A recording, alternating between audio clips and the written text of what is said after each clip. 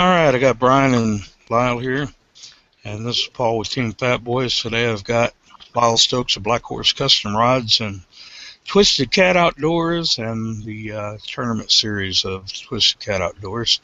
How you doing tonight, Lyle? Brian? Yeah, doing good. A little cold. What weather's down there, Brian? It's like in the 20s, but here at night, starts to rain and stuff, and get down to -6. Wow. Yeah. We're gonna be in the negatives here Tuesday and what was that, Lyle? Monday and Tuesday, I think. Sunday and Monday. Starting tonight, steadily get colder. Yeah. So, with that being said, oh, this is my fish. It's something new that I got that my friend Justin bought for me. So every once in a while that thing goes off. So, anyway, I know you've been working and staying up to date on the Missouri rules, the new ones, there, Lyle. And where are they the rule at? And well, what they've done is they have went ahead. They have passed the rule for the 34-inch rule, 2 over 34-inch, and the slot limit fish for Lake the Ozarks and Truman Lake. And there was a small group of people that, for some reason, have a little radio station in Southwest Missouri. They thought they could get their state representative to go up to Jefferson City and get that halted, but come to find out, there's about 6 people that think that that's the right way, not the right thing to do, and she didn't fare too well up there at Jeff City, so they went ahead. The commissioners passed it. It go into effect March 1st, 2014. yeah, I heard that there was a little bit of clowning on that deal where they were kind of laughing at her when she tried to post her side and had no knowledge of anything. Well, she didn't even know what kind of fish was in the lake. I mean, basically, she started talking about white cats and stuff like that. There's not any white cats in Missouri. They're blues, channel cats, flatheads, and bullheads, but the white cats, the only white cats I'm aware of, is out on the East Coast. There hasn't been any in Missouri in hundreds of years. Yeah, I think Brian's got white cats out there too, I think. Yeah, probably so, out east. In West Virginia. Yeah. So how did that actually come about into the getting the rules changed? Just a matter of people voicing positives, or? Well, they done tests on the 2 lakes down there and determined that there was an overpopulation of small fish, and the breeding size fish and the fish in the slot limit, which would be roughly 7 or 8 pounds up to 16 pounds, they were over harvested. Right. So what they did was change the law, the rules, and you're actually allowed more fish now than you was before. You're allowed 10 fish instead of 5 blue cats from those 2 lakes and all the tributaries. 2 over 34-inch per day per person. None in the slot limit, like I say, which is roughly 8 to 16 pounds. You can't take any of those out, but you can have up to 10 of the others, including 2 of the big fish, and people can say what they want. When blues get big, they get real strong tasting, and they're rubbery. The meat's rubbery. The best ones to eat are the small ones, anyhow. So you get to keep more fish, and you save the breeding size fish and let them get up to the size where they can actually breed and be productive breeders. Yeah. So your opinion on the final outcome, and do you think it'll go into the rivers next, or? Well, right now the Conservation Department has told me that they are doing a study on the Mississippi River from the Iowa line to St. Louis, and they're also doing studies on the Missouri River from where it comes into the state on the west side to St. Louis, where it dumps into the Mississippi. And I don't know how long it'll take to do this study, but as soon as they're done, they will then determine if the slot limit and things are needed on the rivers, which, basically I've tried to impress them that that they are needed because of the commercial guys and the pay lake guys are taking so many of these fish out that never get returned to breed, that we just need to get the breeders left in there. It's not that nobody wants people not to take big fish out. If they want to take big fish out, that's fine. Just don't take so many of them. A 16-pound blue is liable to have 50,000 eggs a year when they spawn, and a big one's liable to have 400,000 or 500,000, and only about 1% of them survive anyhow. So you take the big prolific breeders out, it's very detrimental to the harvest population, not the harvest population, but the breeding population, where not nearly as many fish can be reproduced every year, and big blues take 25, 30 years to get to the point where they weigh 30, 40, 50 pounds. So you need to keep them going as long as you can. So, with what you think, with what passed now, do you think that it'll be on the rivers next, or is it something that Illinois is going to have to make a move on, or you think they'll take a lead with what Missouri's doing? What do you think is going to happen on the borders of the Illinois and Missouri boundaries that run in between the Mississippi?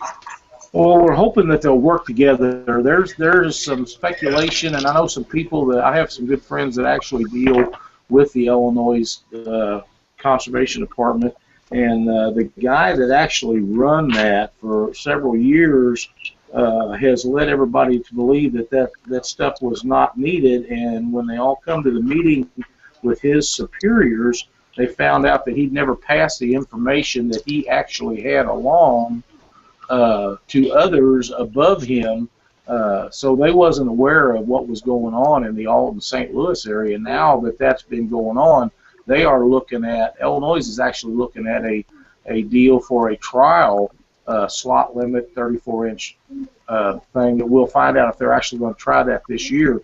But if the two of them can come together, we can get something done. Always before, it's been a problem because in the state of Missouri last year, there was only 6 licensed legal commercial fishermen in the whole state. The rest of them all come from Illinois.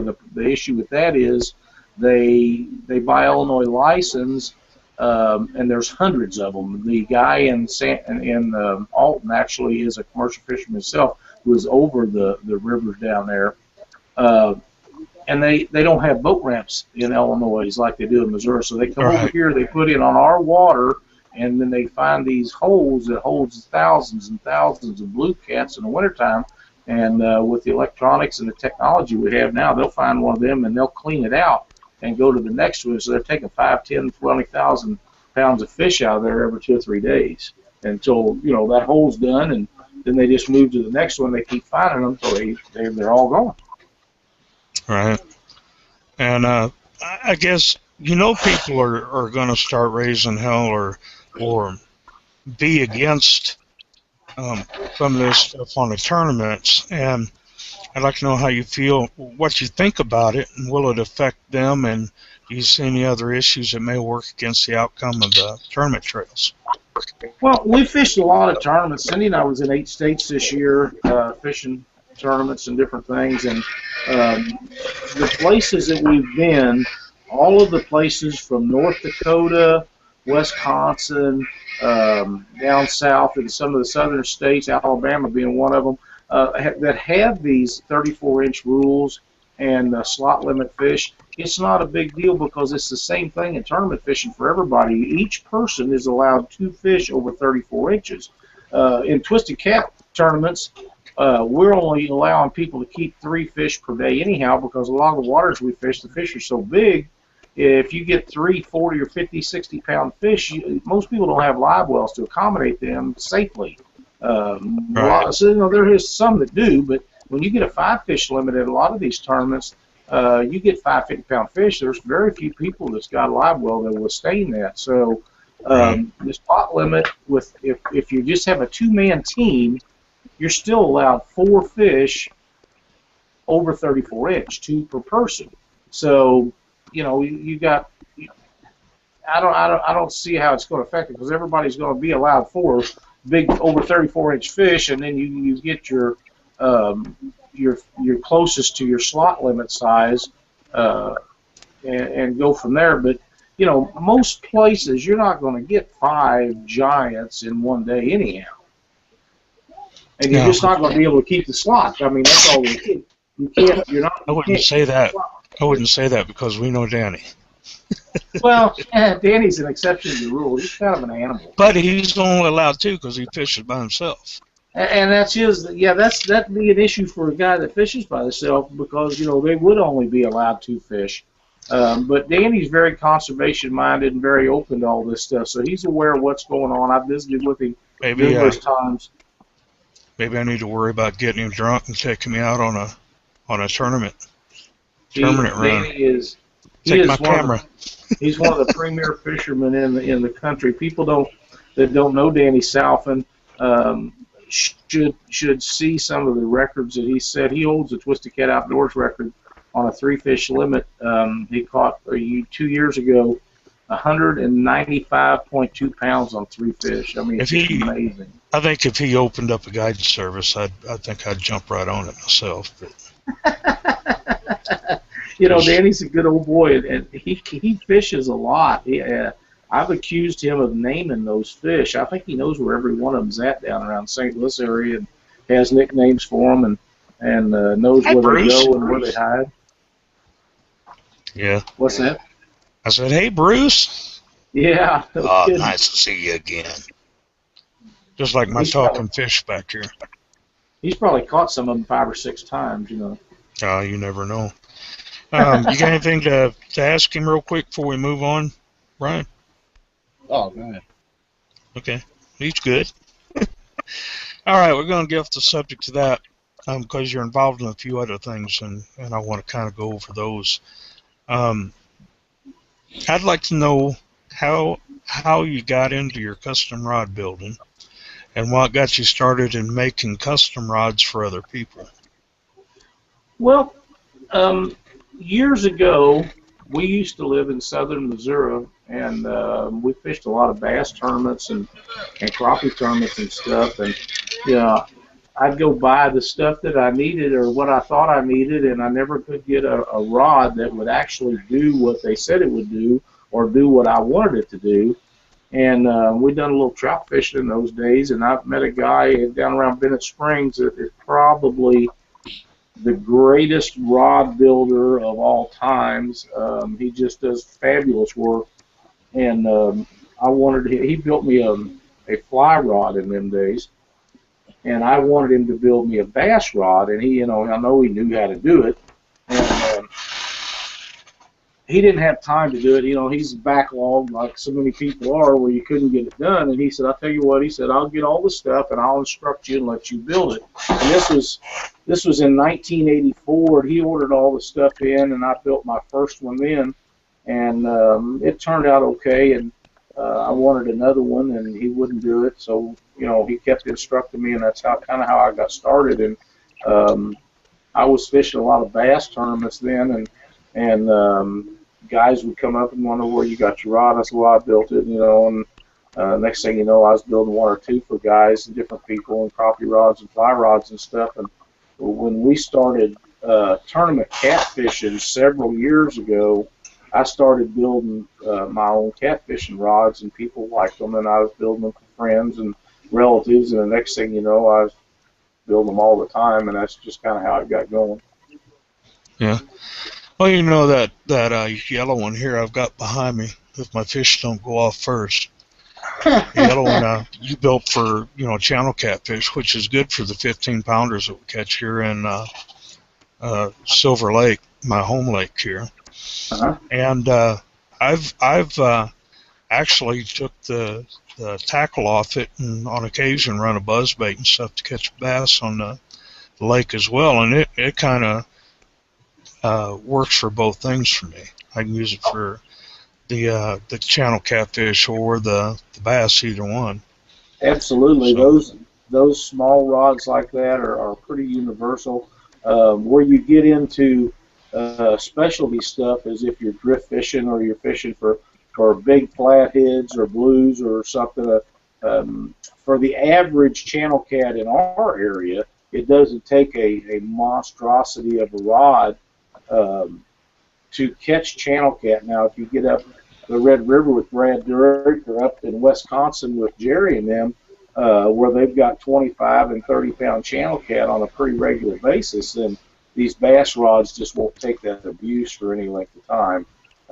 And that's where the main difference in a custom rod and a production rod is when we build a rod for somebody, we buy the best blanks, the best components we can to make it, and a place that's producing millions of them can't afford to do that, or they just wouldn't be able to sell them. Our stuff's kind of a specialty thing, and they're mass producing things and trying to get millions of them out, where we're doing 1, 2, 3, 4, 5, maybe 10 for a guide or something. But we don't do 1,000 of them just like each other for one company.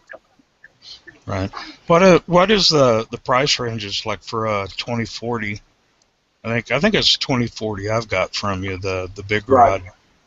They start at $150 plus shipping, and that includes a good quality e-glass blank and stainless braced guides, any kind of grip material that you want on it, basically cork, EVA foam, cord, which is by far become the most popular, a good quality graphite reel seat, a butt cap on it, and basically anything you want on your decal, your name or club or whatever like that.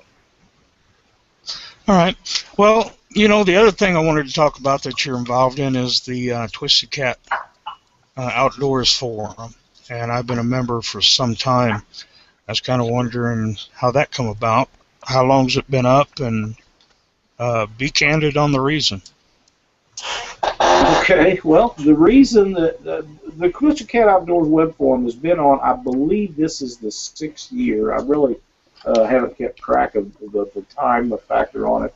But we started tournaments. This will be our 6th year in tournaments, so I'm pretty sure it's 6 years on the website. But we started doing tournaments for a guy out east, and he was just a hose job. He screwed everybody over and lied to a bunch of us. And the original group that started Twisted Cat Outdoors was myself, Keith Atkins, J.D. Richardson, and Chris Cordia.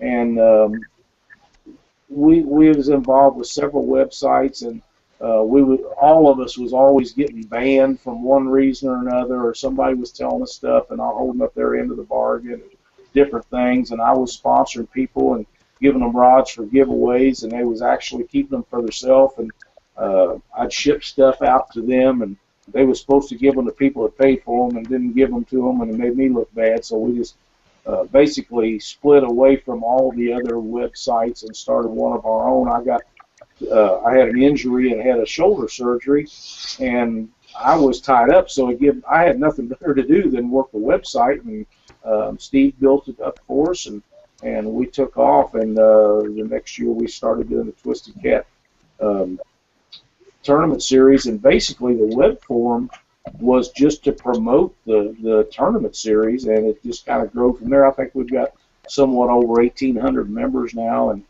we could have a lot more. I just don't push the issue, because the people we got, for the most part, are serious cat fishermen, mostly tournament fishermen, and very knowledgeable and willing to share their knowledge, where a lot of them other guys are just keyboard fishermen, and they don't care if they share anything or if anybody learns anything or not. And most of our members are very, very knowledgeable and willing to pass their good knowledge along.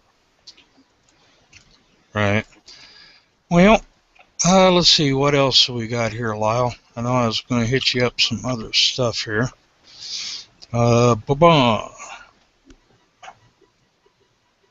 You have anything else that you can think of, Lyle? I'm drawing a blank here. Not really, other than this cold weather we're having. It's just colder than it can be. Yeah, I hear you. All right, so guys, if you're interested in a custom rod, go to blackhorsecustomrods.com. When the YouTube version of this is printed up, it'll be right. It'll be right down there. And there's my talking fish went off again as soon as I raised my hand. But the forum is twistedcatoutdoors.com. That'll be there if you're watching on YouTube after the live event. Look in the description and we'll post the link there. And I appreciate you doing this video with me, Lyle. And got Brian here, which I brought in just so he can learn some more. You never know. Hey, I got one other thing, Paul. Yeah, I didn't do it, and if you said I did, can't prove it. Okay. We have a good friend of ours that's involved in catfishing. That's a very good conservation-minded guy that runs Kansas City Catfish, Brad Kilpatrick. Brad runs tournaments out of the west side of the state, and every March he has a tournament at Warsaw on Lake of the Ozarks.